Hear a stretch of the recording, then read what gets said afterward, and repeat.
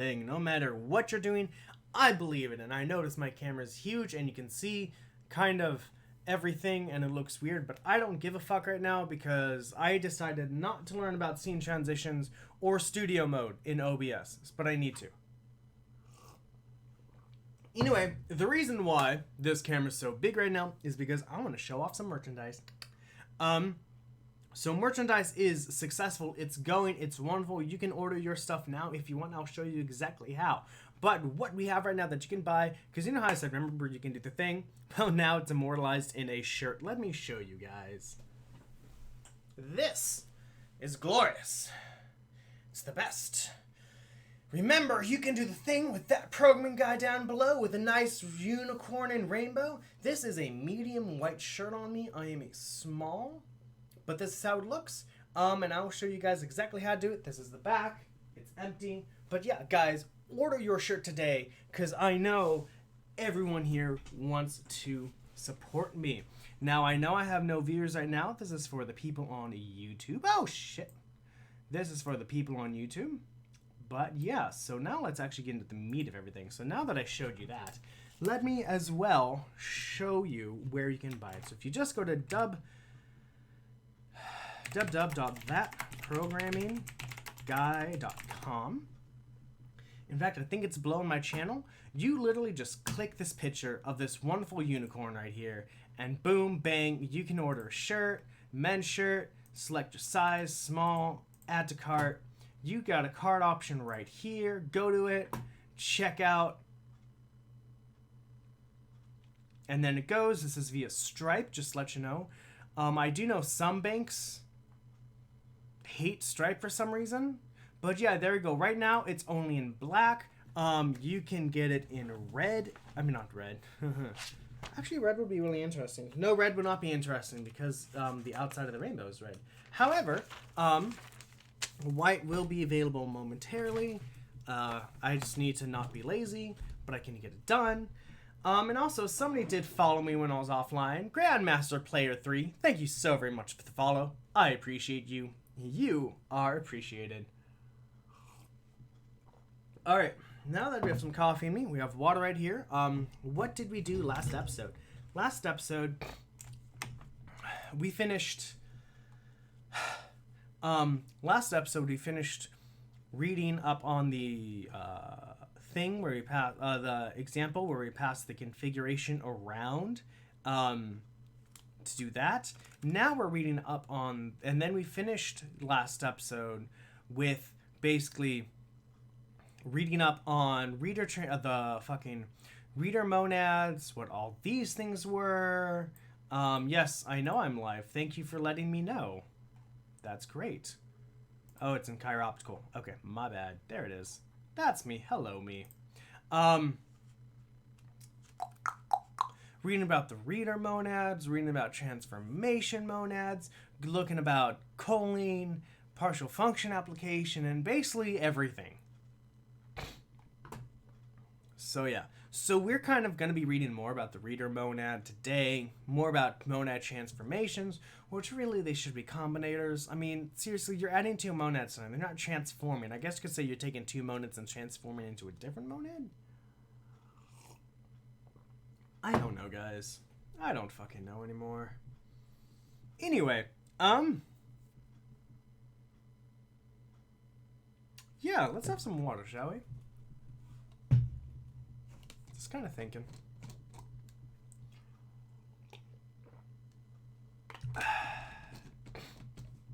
Oh my god. Okay, so the first thing we have is the reader monad that you have to worry about. The reader monad, R-E-A-D-E-R, monad. Basically, this allows us to basically read from a shared environment.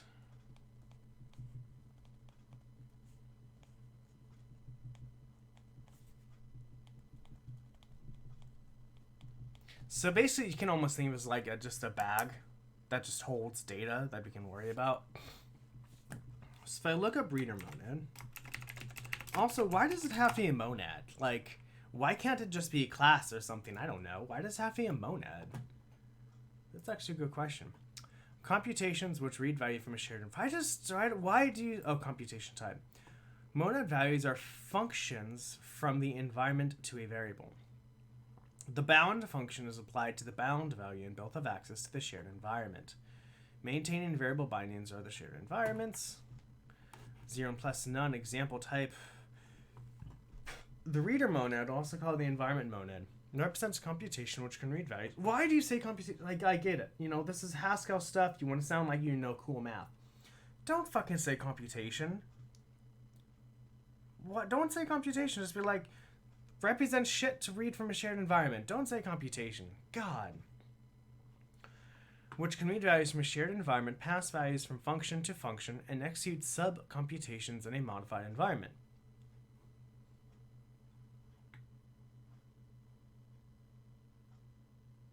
Using reader monad for such computations is often clearer and easier than using the state monad. What the fuck is the state monad? The module of state monad. That does not help at all. Okay. Monad. See examples of control.monad.reader. Note the partially applied function type R is a simple monad reader. See instance declaration below. You're not helping me at all. Minimal complete definition. Ask and reader and local. Ask retrieves the monad environment. Reader, the selector function to apply to the environment, retrieves a function of the current environment. And local, the function to modify the environment. The reader to run. Why is the language for these methods so scientific? Oh my god. Like, if C documentation, if C++ documentation, if C# documentation, if Java was like this, no one would fucking use it. Well, people would, but it'll probably be under the same kind of local cult that Haskell's in. God, this is annoying. I spelled monad wrong in my title, I'm sorry. I guess I can fix it, huh? You know. Just monads are so weird to type.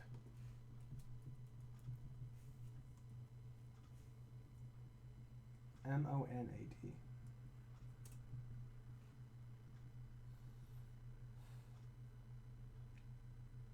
I am logged in, you little bitch. Log in. Log in with Twitch. Authorize. I've done this before. Why are you being so stupid? There, let's do it again. Control C. Maybe that's why it's not doing anything, because I'm not logged in. There we go. Fucking Nightbot. Okay, so ask retrieves the monad environment, so we have to ask to get the environment. M is what? Reader. No, fuck you. What's M? M is the monad. What's a monad? The monad class defines the basic operations over a monad, a concept from branch mathematics known as category theory from the perspective of Haskell programmers. However, it's best to think of a monad as an abstract data type of actions. Haskell's do expressions provide a convenient syntax for any monadic expressions. Instance of the monad should satisfy the following laws. Fuck this shit. This is what makes Haskell so hard to learn from other people. Is just the documentation is so just like mathematical. Sorry, I know I'm complaining a lot. All right. Retrieves the monad environment. Local. The function that modifies the environment. The reader to run in the environment, which we use ask for, and returns again the reader. Hey! Yay! Thank you for not spamming everyone, me. Executes computation on the modified environment. I see, so we give the function a modified environment, we give the reader, and it does shit. The reader. The selector function to apply to the environment. Okay. Retrieves a function of the current environment. So reader has ask. Basically get the environment,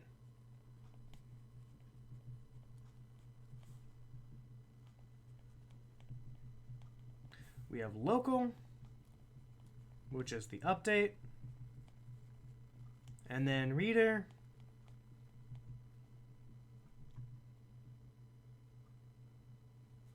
Get. That's it. CRUD operations, guys.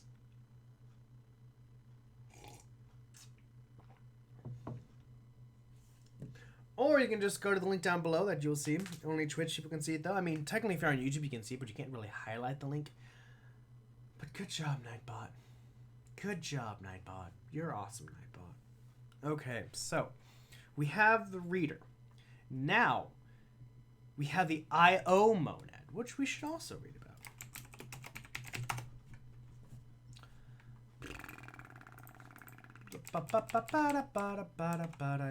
Oopsies.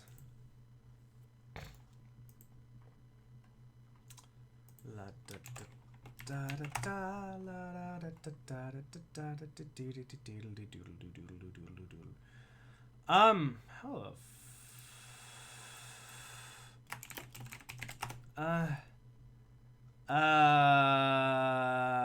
What's the monad? How do I look it up? What is this? Package? Does that work? Aha, control.monad.io. A class of monads based on I/O. A monad in which I/O computations may be embedded. No. System.io. This is what I'm looking for. The I/O monad. So I was doing exercise and my body's like, oh, you're done exercising. A value of type IO-A is a computation which, when performed, does some I/O before returning a value of type A. There is really only one way to perform I/O actions. Bind it to main in your program. When your program is run, the I/O will be performed. It isn't possible to perform I/O from an arbitrary function unless the function is itself the I/O monad and called at some point directly or indirectly from main. I/O is a monad, so I/O actions can be combined using denotation. Okay. Cool. So you have the reader. And this deals with this transforms the reader monad and the I/O monad. Hey, I should just learn here. Awesome. So he does the transformation, which is shown la la da da da da da do do do do do do do do do do do do do do do da ba da ba da do do do do do do do do do do do do doodle doo doodle doo doodle doo doodle doo ba ba da ba da ba da ba da ba da ba da ba ba ba da ba da ba ba da ba da ba bo. Run reader T.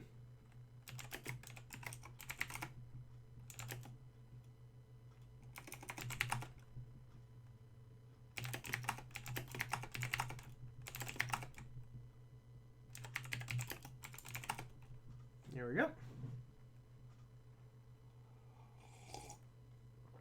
Come on. Come on, computer. You can do it.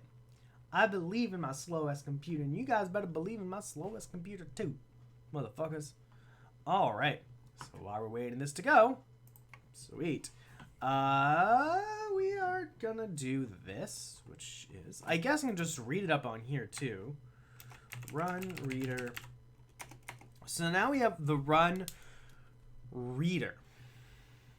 Wait, what?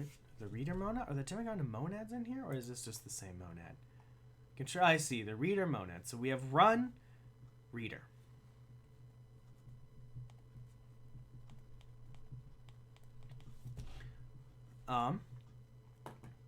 The parameter reader monad.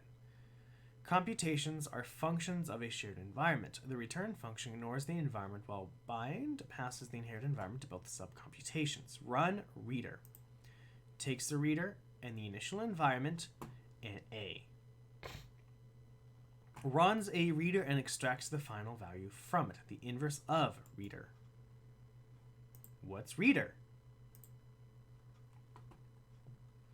Constructs a computation for the reader monad, equivalent to asks. Okay. What's a reader T? A reader monad transformer which adds a read-only environment to the given monad. Cool. So, whew boy, we have a lot of confusing stuff today, don't we? Constructor for computations in the reader monad. So reader makes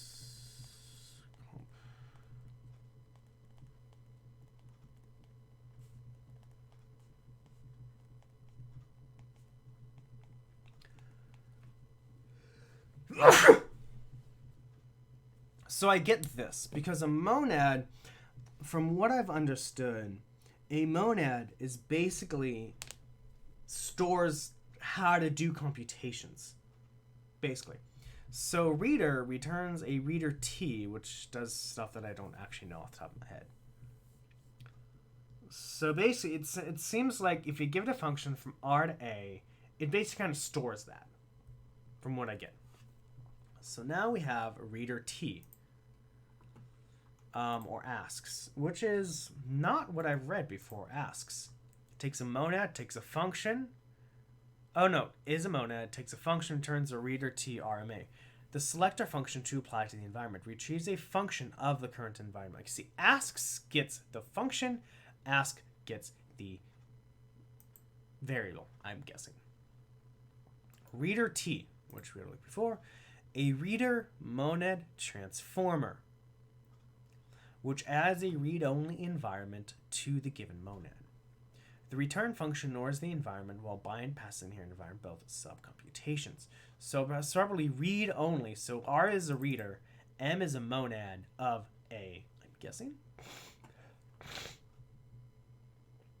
Oh.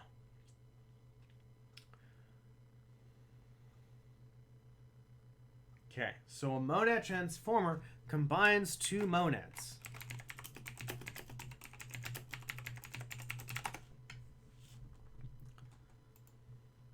Hey, look. I read all of these. Yay. Well, I at least looked at all of these.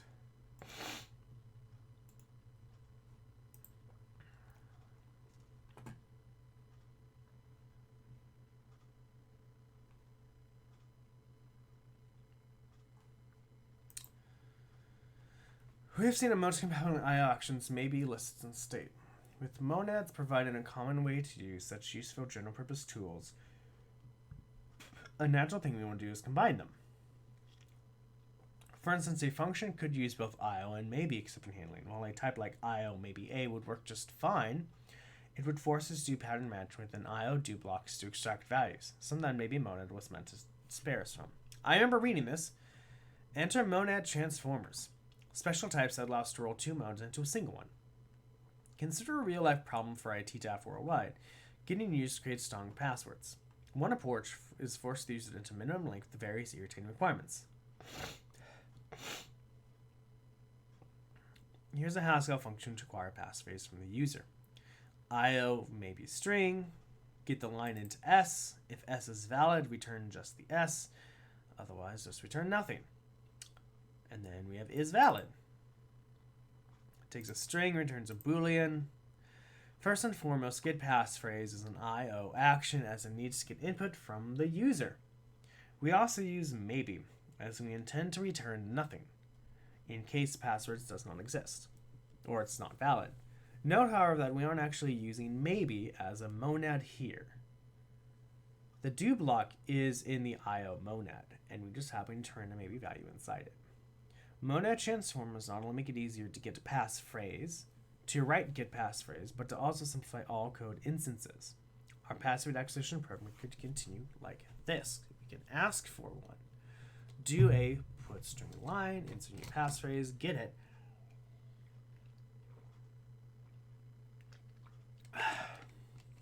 If it's just a value, we store in the database. If it's not valid, we say, yo, it's invalid. You suck at making passwords.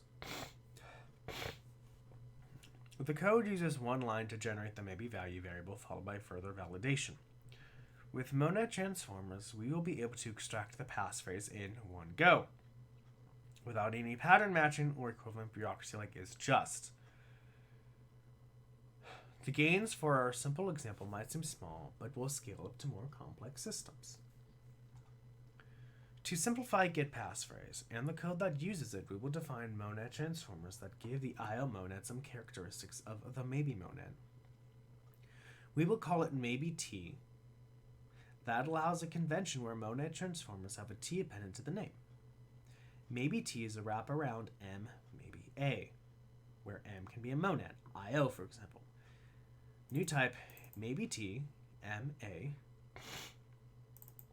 maybe T, which is why? Oh right, brackets because this is record syntax. Haha. Run maybe T, which was you have run reader T, so it's getting me. And basically monad on maybe A. By the way, guys, StarCraft's going really good. Pretty good. The data type definition specifies a maybe T type constructor, parameterized over M, with the term constructor, also called maybe T. Term constructor, I haven't heard that before. And a convenient accessor function, run maybe T, with which we can access the underlying representation. The whole point of monad transformers is that they transform monads into monads. That makes sense. So we need to make maybe T_M an instance of the monad class. So instance monad M is monad maybe T, where when we do return, we do adjust, we return that, and then we put maybe T on top of that. Again, at the moment, just to get rid of stupid stuff called parentheses. And then we have x bind to f equals maybe T.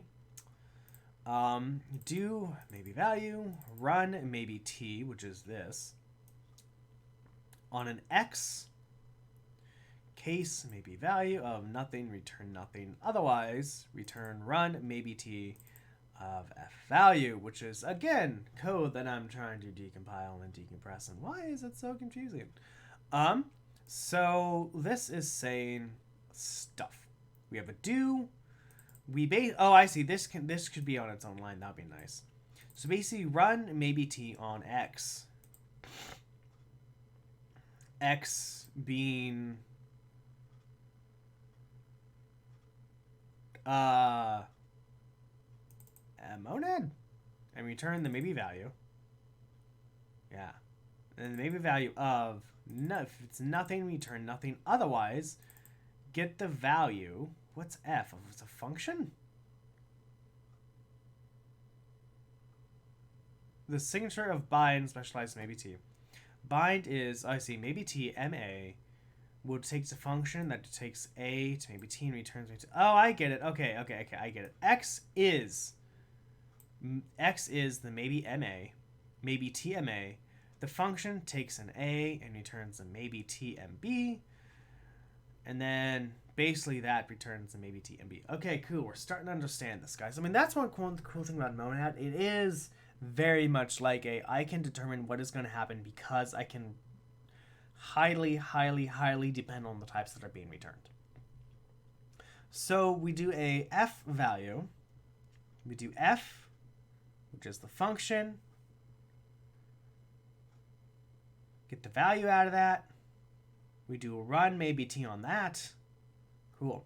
So again, run maybe T takes on x. So x is a maybe MA to get the value. Okay, I don't know why. Why does run maybe T x return a value? Like,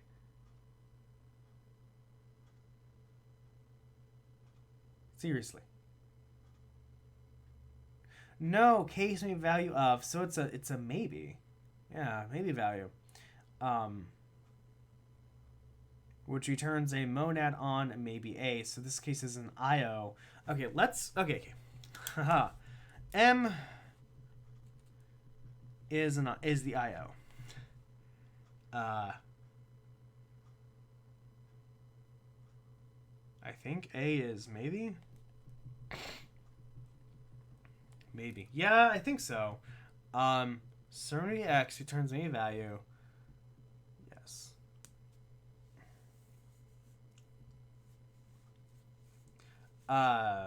So, God, this is so confusing. First, okay.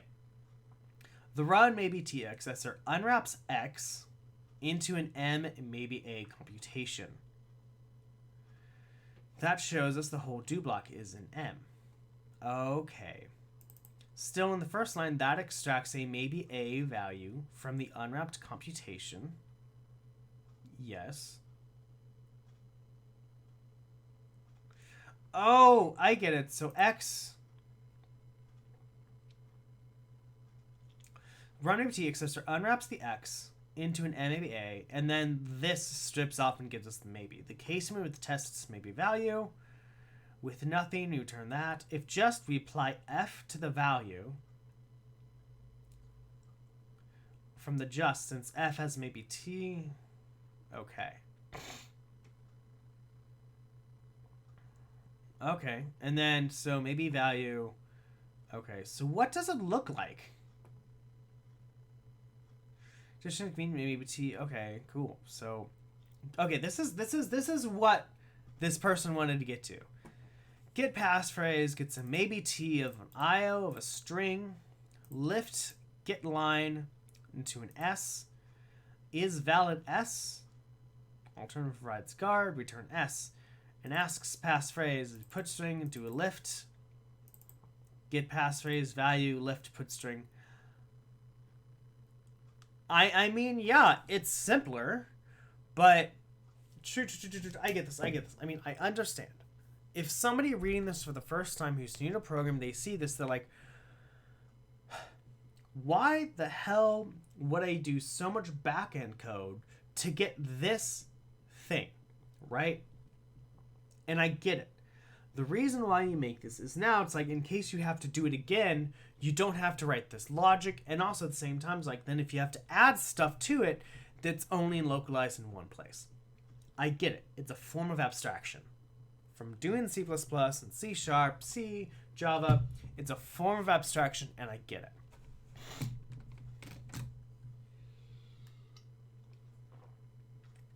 Now I need to read what the hell lift does. But I get it. I get it.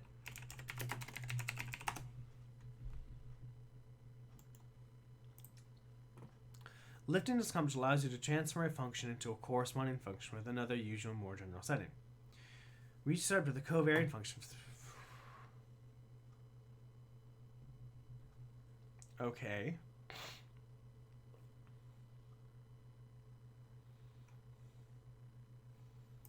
That doesn't help. Lifting is more of a design pattern than a mathematical concept. Typically, you have some data type with a parameter, something like foo a. Suppose you find that a lot of uses of foo take numeric type, ints, doubles, etc.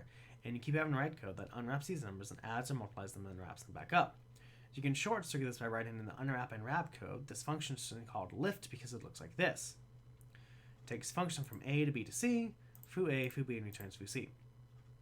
In other words, you have a function which takes two arguments and turns into equivalent functions. So you can write lift foo 2 plus.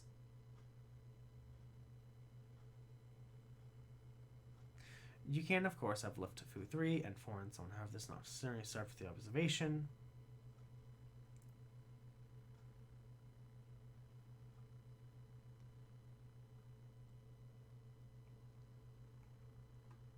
Okay. I didn't mean to close that. Add in a new kind of pure computation to an applicative functor. Fuck you. Okay. So I guess I'm gonna just have to go by this one, huh? Design pattern. Let's say you have some data type like this. Suppose you found a lot of uses food, take numeric types and doubles and keep on write code. You can short circuit this by writing the unwrap wrap code. This function is called lift because it looks like this. Takes a function that takes A to B to C, so like the adding function, and foo A and foo B. So basically now you can add foo and give it to whatever you want and it'll work. Okay, I get it. More abstraction. Okay, so where were we? Get line, lift into S. Whatever. Fuck this shit. It's too much. It literally is like too much. It's like, well, it is now 11:30. It's a good time for a break.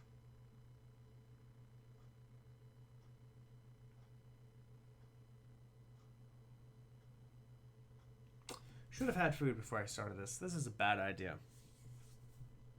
Oh well. I did exercise. I'm like, that'll keep me through, but it's not. So,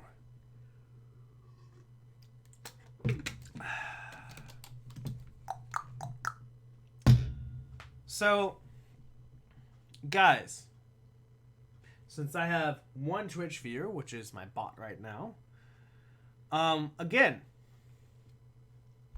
if you want to support me in my stream, if you want to support my endeavors, if you want to join a community of people who already know that learning is hard, but you want to join that community as well, go ahead and support me. Buy a shirt. Shirt with the rainbow and unicorn on it. It's great. It's wonderful. Totally buy it. Go to www.thatprogrammingguy.com. Again, 2 G's. Just click on the unicorn. Boom. There. You got it. If you're watching this on YouTube, please go ahead, like, and subscribe. Subscribing tells me and tells other people that you are a person who understands that learning is hard, and that is totally okay, because learning is hard. Give me a subscription. I'd love to hear, I'd love that. Comment on the video what you think. Give me a thumbs up to let me know if you like it. Give me a thumbs down if you hate it. If you do give me a thumbs up or thumbs down, leave me a comment. Let me know. I would love to improve these for you guys. I know this is from Twitch, so it's not as fancy. I don't have fade in and fade out. It's mostly just because, fuck it, I don't want to do that. Video editing takes a long time, and I don't want to deal with it. Nor do I have enough money to pay somebody anyway. So now with that advertisement going over, I guess we should just continue, huh? So, transforming monads allows us to put two things together.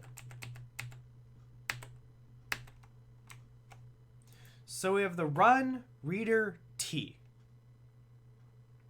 So run reader T is basically the reader to the transform. So basically we're adding a monad on top of the reader.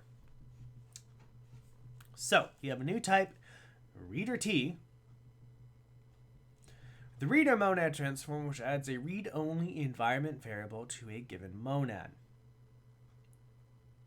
The return function ignores the environment. So basically, run reader T. For all k dot for all. I don't even understand this, and now right now I'm not going to attempt to try to understand this. Fuck that shit. Run reader T, which is a reader on a monad of A, takes a reader and it returns an MA. Reader T, let's get rid of some of this. Oh yeah, we just literally went through that. Okay. Oh boy, with reader T. Run reader T. With reader T. The function to modify in the environment, computation to the run in the environment. Okay. I like how this is a simple reader usage. Here's all this shit. It's like, this is not simple. This example is not simple, guys.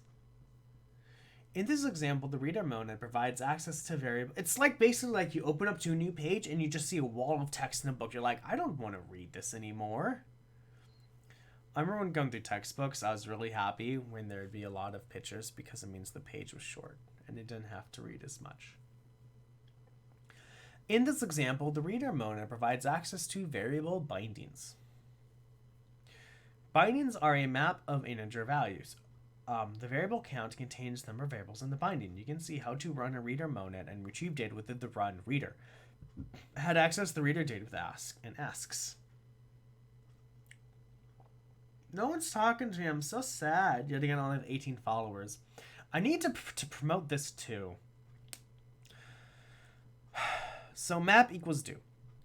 Count for the current bindings is show sample bindings. Put string ln, show is count correct. So show of sample bindings, map dot from list, count 311b2. Okay. What is a map.fromList?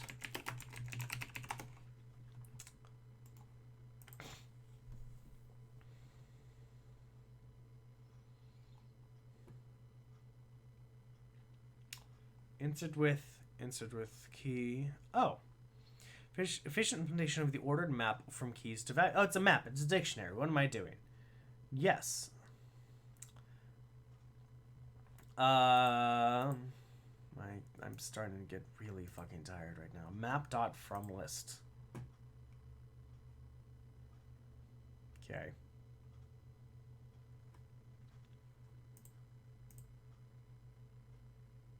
Yeah, I don't know what this is.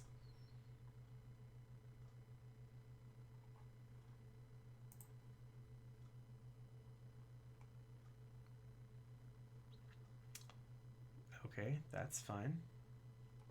Do you have a from list? I'm assuming this is you're making a map from a list. That's basically what it is. Build a map from a list of key value pairs. Thought so.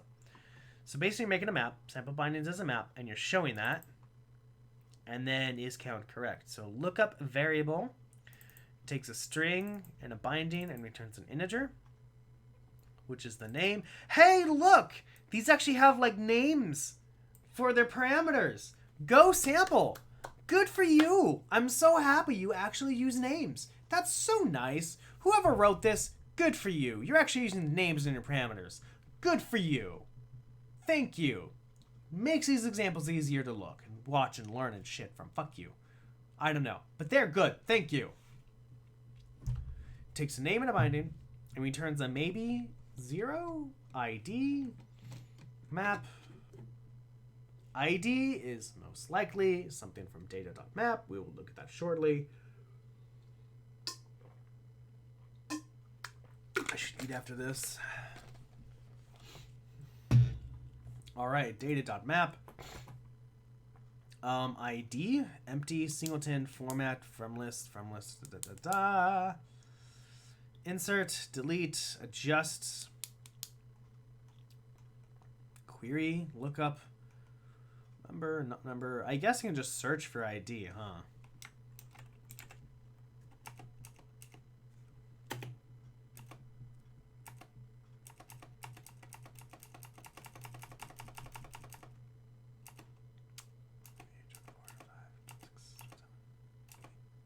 Nope.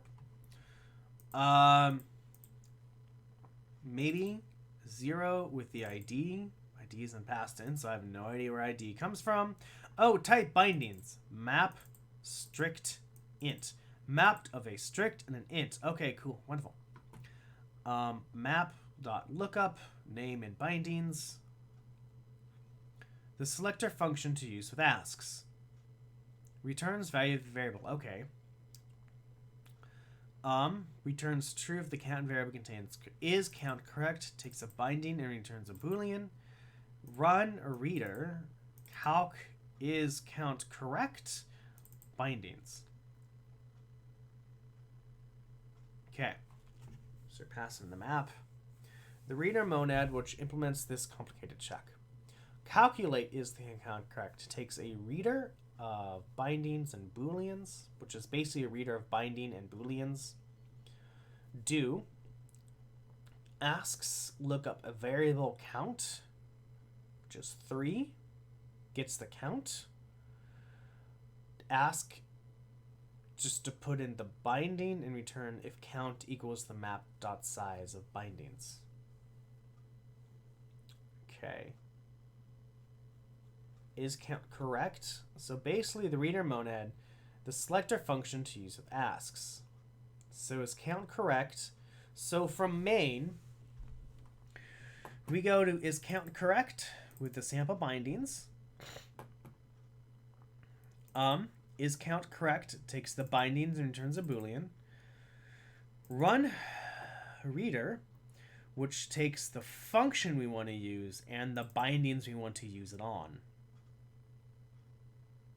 And then from there, it takes the bindings and returns a boolean. So basically this, we're just partially applying is count. Oh my God. There's so much stuff. Oh my god. Run reader, calc is count correct. This is the function we want to apply. And the bindings we want to apply it to. And then run it, which returns a Boolean. So we take a reader, which takes a bindings and a Boolean, which returns a reader and bindings and Booleans. And then you run the reader on that. Okay. Let's break up this example. Let's break up this example, shall we? Wonderful viewers and watchers and lurkers in my one viewer, which they bought, which is fine. I just wish I knew what bot that was so I could say thank you.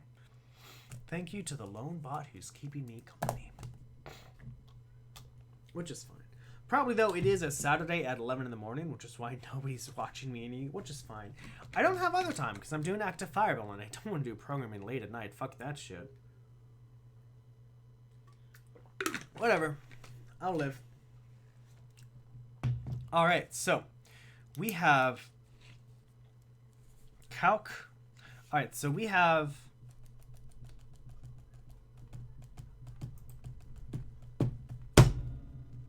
reader.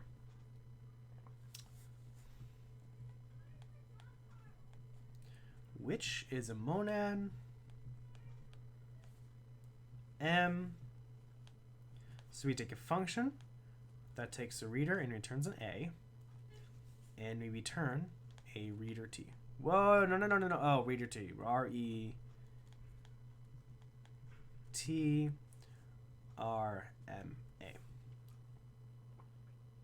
Cool. Constructor for the computation in a reader monad, equivalent to asks.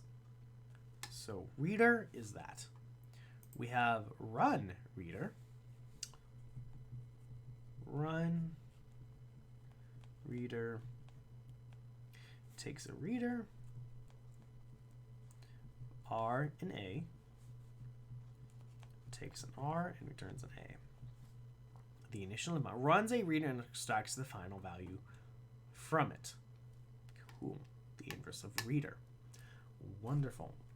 So from this example, we have is count correct, takes a bindings, and bindings. I'm going to do this. Bindings is a dictionary map. I'm just going to do this of string to init. I don't know if the brackets will confuse you guys if you're from Haskell, but the brackets help me understand because that's what we do in mostly all the other object-oriented languages like C++, Java, and C#.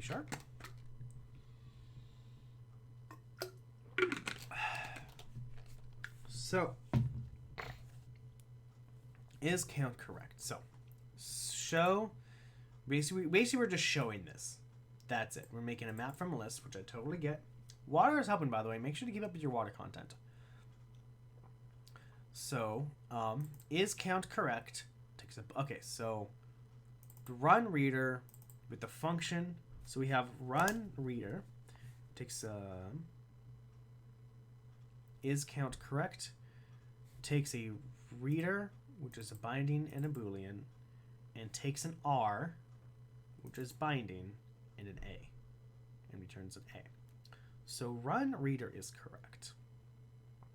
So basically in run reader, in this example, in run reader, read RA, read RNA is, the calc is count correct.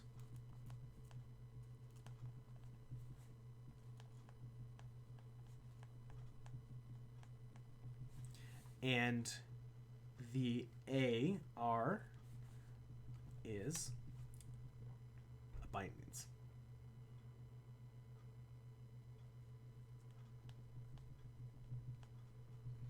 And this returns an A, which is a Boolean. Okay. So, run reader A. So basically run reader A takes the function. Cool. Return calc is count correct. which returns that. So now run reader applies the function to bindings. I believe that's what it is. If we go to run reader, a reader to run an initial environment runs the reader and extracts the final value. So we take the reader that we want to read the environment with.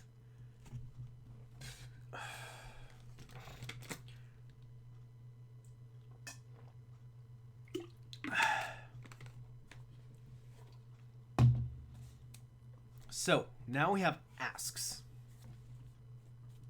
So we're in there. We're in a do, so we can use the extractor because we're in a denotation. We can be fucking messy if we want to. We have asks. ASKS.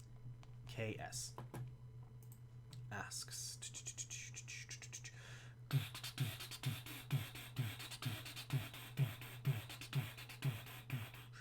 Asks, which is monad M. So M is a monad, a function that takes a reader to A, and then it returns reader R M A. The selector function to apply to the environment. So asks uses a selector function, which is lookup variable. So in monad M, the function R to A asks. Lookup variable takes a string and a binding and returns an integer. Lookup variable count. So we're getting with the string. Bindings is not applied yet. And an int. So take the name and the binding. This is the same question I had when I was writing Numi Demosis code. It's like, you're not passing in bindings.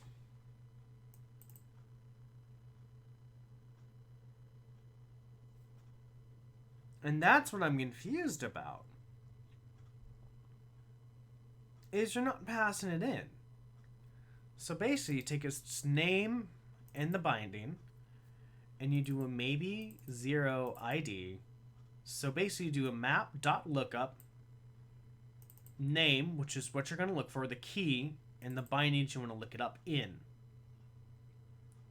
And then you have a maybe 0 ID. And this returns an int.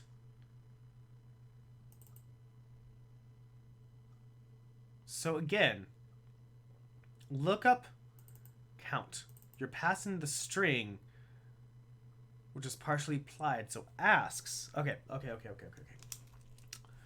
Let's think about this. RA is lookup variable.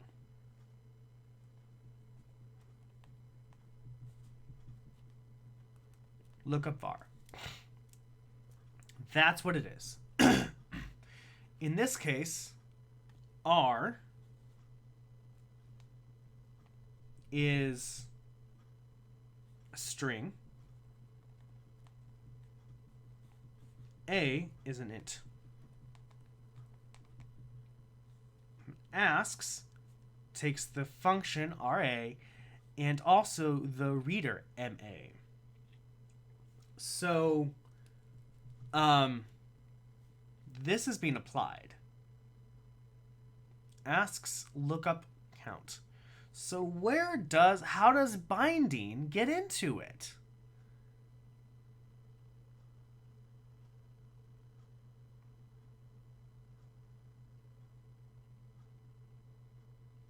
That's what I'm confused about. Unless we are using point-free notation, and it's like, oh hey, I know I need to apply a second thing.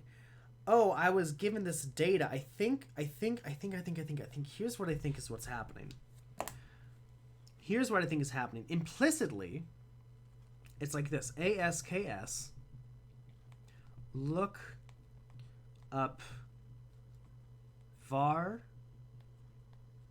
count, and then it takes the reader. Oh no, it just returns a binding on a Boolean. So no, I was wrong. It's not implicit.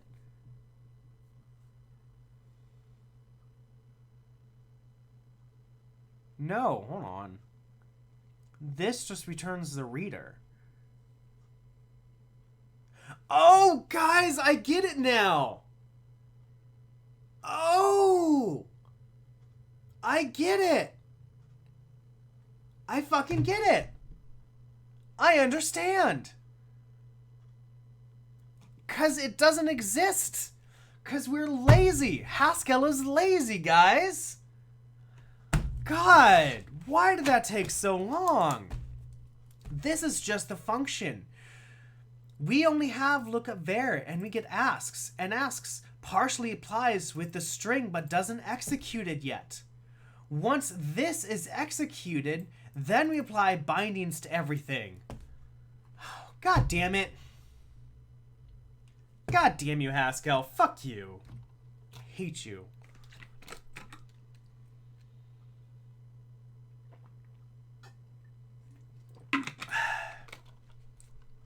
So, we have calc is correct. So we have asks. I'm going to write this down all again. ASKS takes a monad M. Monad M takes an R, takes an A, and returns a reader. T, R, M, and an A. So, count is a partially applied asks. So, count is actually equal to asks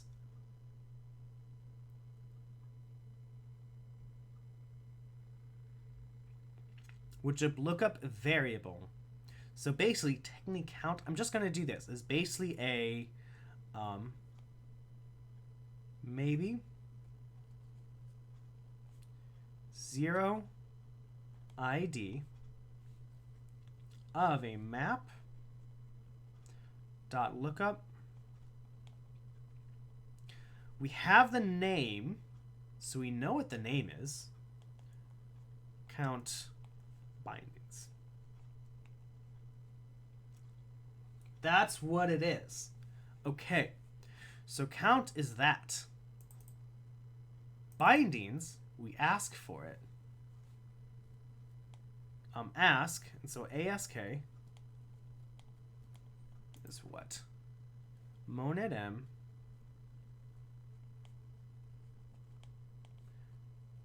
reader T R M R. We just do an ask. Fetch the value of the environment. So bindings is a reader T. And T is a map of string ints. So we get the map.size on binding does equal to the count, which we got. So really, okay, I get it. So technically Wetterhoodie is not correct. In this case, if this was applied, count will eventually be an integer. Bindings is a whole entire map. Then we make sure the count that we have is equal to the map.size of the bindings. So when we run the reader, we have the partially applied function and as well the thing we have to bind to it. Okay.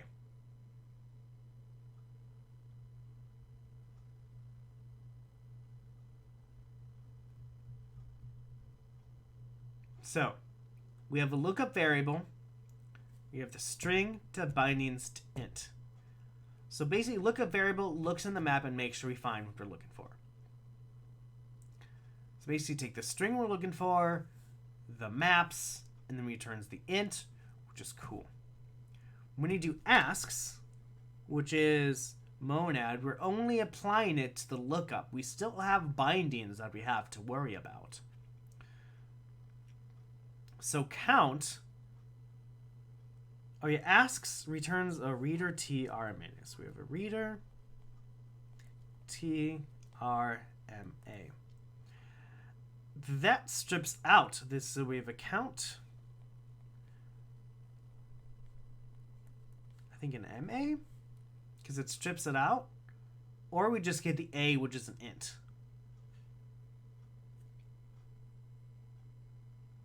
I think that's what it is.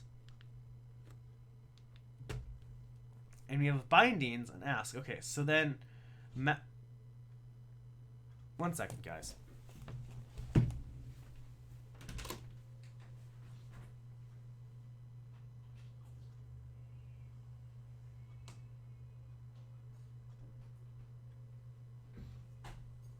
Come on. Come on, get your ass in here, dog. Sorry, my dog wanted out of the bedroom. Okay, so where are we? Okay, so we have bindings, empty. Okay. Reader, bindings, bool. So run reader takes the function and applies what we need to apply to it. So we have run reader, a reader to run, an initial environment, so run reader.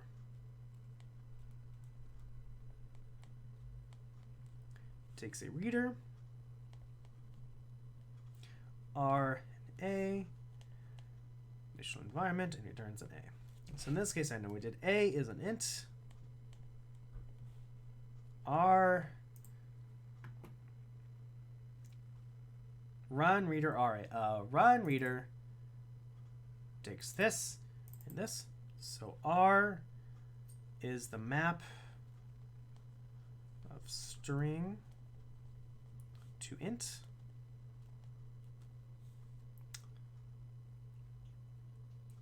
And then the reader RA, so reader RA is this, which is bindings and a Boolean.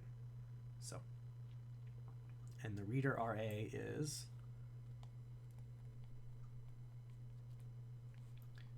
the reader bindings Boolean. I know we're going a bit over an hour. I don't know. This may or may not go over an hour. I can't tell, but we'll see. Reader, bindings, and bool. That's what we're doing. We're running the reader. So basically, here's the function we want to get, and the bindings. Here's the function we want to apply, and the bindings. So basically, this combines the two. So now, calc is count correct. Returns a reader, bindings, bool.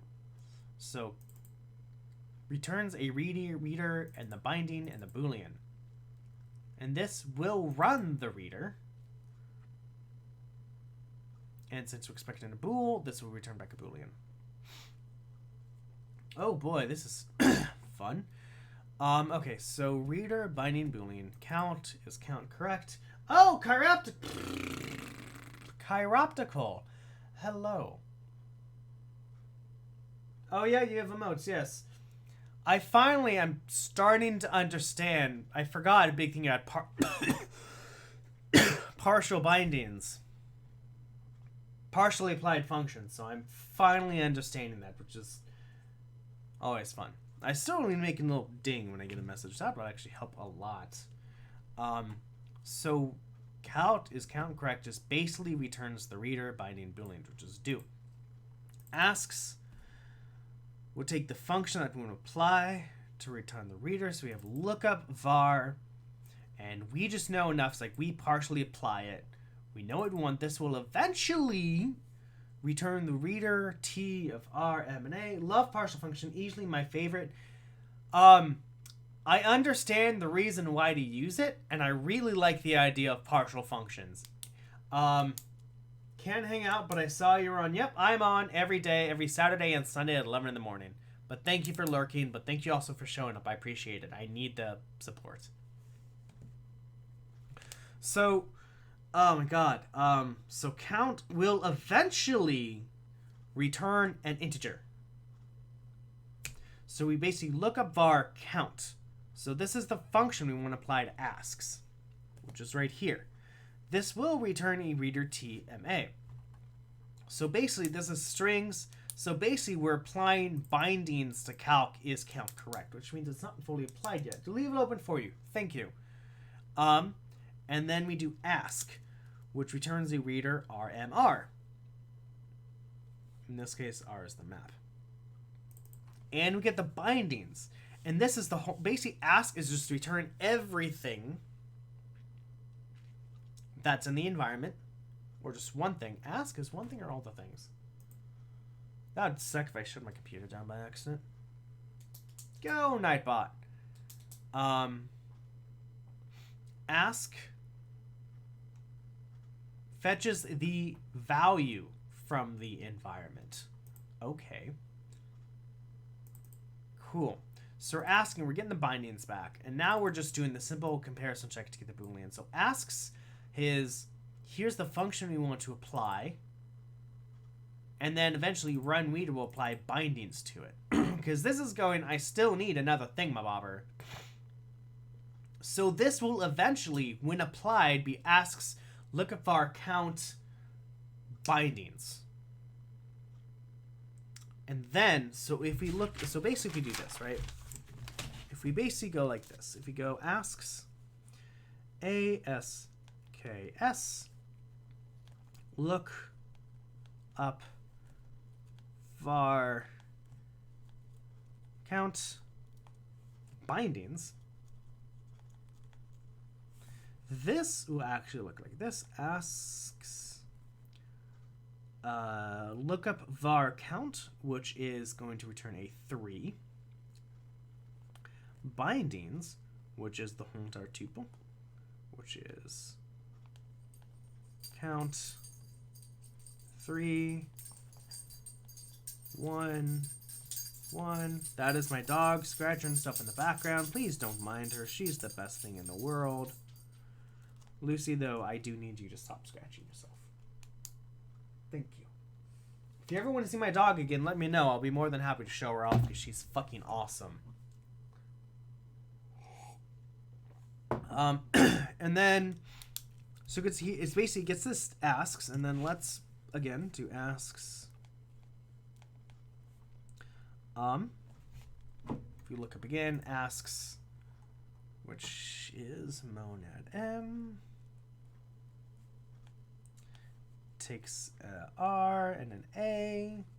We've already applied that, and a reader T, R, M, and A. So asks will eventually return a reader T.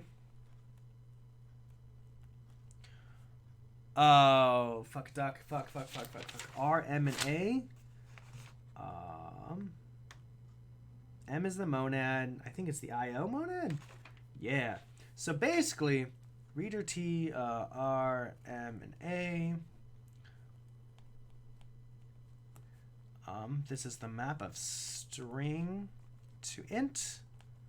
I don't know what M is in this case, and then A is an int. So now we're stripping everything off. So this strips everything off to count. So basically we get count is equal to 3. Basically is what we're doing. What's at the end of this? Count, we get 3, and then we ask for the binding. So the question is, when does the binding go into the environment? Is another interesting question. I don't know. When does binding go into the environment? Like, are these the same thing? These are actually the same. Ah, okay, close one. Yeah, this is, oh, you get bindings. Like, run reader. Nope. A reader to run and the initial environment. The reader to run, this is the initial environment. That's how it knows, because you're passing in and you're getting it. Oh boy, this is confusing as fuck. Okay, fine, whatever. Be confusing. Fuck you, Haskell. It is really interesting. I'm kind of afraid when I go back to my own program and start messing with things. It's gonna be really interesting. I don't know. Anyway, everyone, I'm gonna end the episode here. Thank you all so very much for watching. The big thing was I had an epiphany about partial function application. I finally understood it. And I finally understood that this is not currently executed. It's executed as much as it can. Reader is hard. Yeah, I'm figuring that out, especially with the freaking partial application binding shit. Finally, so I think there's two big things I got from this. One is that functions aren't applied until they need to be applied, or they will be partially applied. And I know there's a fancy ass word for this that I can't think of right now. Whatever. Anyway, basically calc is count correct, is partially, basically this, and then we put binding into it. Finally. Calc is count correct, returns this, which basically makes everything. Because you're creating an R, yes, and not evaluating, yes. I think what I need to get around with Haskell is it's not determinate. It is deterministic, you could say, but it's not a like. Because the thing that got confused me, I'm like, wait, asks needs a second variable. Where is that second variable coming from? What's coming from bindings, and it's being applied when run reader is being called. So I'm getting stuff. If you actually missed my epiphany, I'll actually put it in our Discord server so you can see. I'm like, oh my god, I finally got it. But yeah, so guys, the big thing I got was the epiphany of partial function application. I'm also just more understanding how all this is working, breaking it down. As you saw, this simple example took me over 30 minutes to mostly start understanding it. Like, when you're writing Haskell, it's great, but try to make it more simple. Anyway, before we leave, if you are on Twitch, thank you. Lurkers who are lurking, thank you very much for lurking. Watchers who are watching, thank you so very much for watching.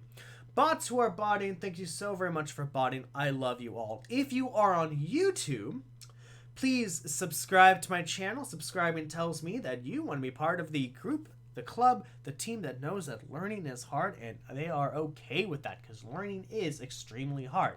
But you're okay with that. Give me a thumbs up if you like what you're seeing. If you do like what you're seeing, let me know what you like. Why do you like it? If you don't like what you're watching, please give me a thumbs down, and also let me know why you don't like it so I can improve. Or you can ask questions about what you saw. I'll be more than happy to answer it. And then before I lift off, there is some very, very awesome advertisement that I'm doing. Guys, if you go to www.thatprogrammingguy.com, click on this wonderful picture of this horse unicorn thing with me.